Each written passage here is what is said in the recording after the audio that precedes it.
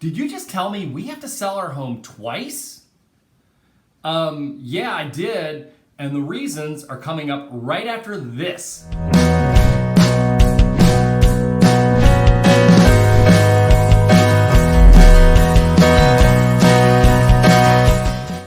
Hi, I'm Kevin Grolig, real estate agent with Compass in Montgomery County, Maryland, and today we are talking about the reasons why you need to sell your home twice? So let's talk a little bit about this idea of selling your home twice. And you are correct that the first sale, numero uno, is to find and identify a ready, willing, and able buyer to agree on all terms and conditions to include price, contingencies, closing date, you name it. There's a lot of terms and a lot of conditions in the contract that need to be agreed upon between both parties. Let's talk a little bit about the first sale, and that is, of course, to the home buyer.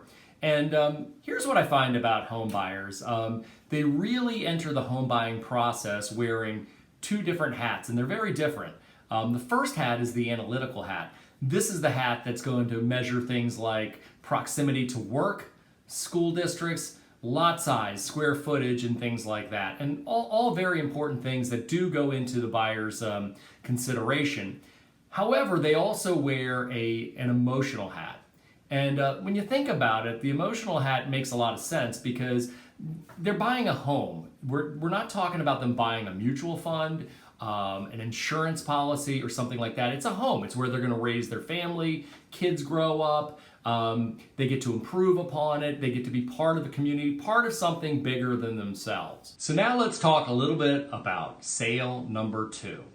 Who could that be? Well, let me tell you, sale number two is to the bank appraiser. Yep, that's right, the bank. So even though your buyer may be putting down a 20 or 30% down payment, the bank is going to be funding the difference, 70 or 80%, heck, sometimes even greater than that. So of course, they're going to be a partner to the transaction. And of course, they're going to want to have a say as to the value of the property to make sure that they're not lending too much money on the home. So as we discussed earlier, a home buyer goes into the home buying process both analytically as well as emotional. Now, the appraiser really only goes into this analytically. Their really main concern is going to be bricks and mortar, lot size, square footage, things like that. Now, will they give credits for upgrades and updates? Sure, they will. But where a buyer may give you $4 or $5 for those new hardwood floors, an appraiser may only give you 50 cents on a dollar. And so that's where some of the conflicts lie. And sometimes that second sale is the tougher sale. So now that we know we have to sell your home twice, what's the next step? I think the first step is really in interviewing a realtor is to specifically ask them, do you have an appraisal strategy, and what is that strategy? I think that one of the things you want to know from the realtor with their strategy is, heck, are they going to show up to the appraisal? Are they going to meet the appraiser at the property? I think this is critical, actually. I really compare this to an attorney showing up at court for you to represent you and to plead your case, to really fight for you there. You wouldn't want an attorney just to phone in your case or fax or email it in. You want somebody who's going to show up there and really, once again, fight for you and fight for the transaction. Second thing is you want an agent who's going to provide a compelling package to the appraiser when they show up at the property. And this package should include some of the following. Should include a copy of the sales contract. Of course, you always want the appraiser to know what the sales price is or the target we're looking to hit. You don't want them just shooting for a target that they don't even know where it is or what it is. So, copy the sales contract.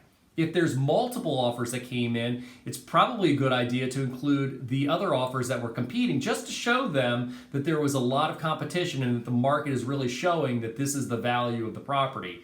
Now, we probably would have the names of the buyers redacted from the contract. But copies of all other contracts is a good thing to have. Appraisers love floor plans. They love plats. So if we have those things, we definitely want to add that in. Of course, we also want to add in any upgrades and updates to include like dates when you added those in, the amount you paid for it, things like that. A good itemization, a feature sheet on the property or a brochure that just shows all the other features of the property as well, tax information, HOA information, and of course, last but not least, the best comparable sales that have sold that really support the value of this property. Throw out the bad ones, put in the good ones to make sure that once again we are leading that appraiser to what we believe is the right value on the home.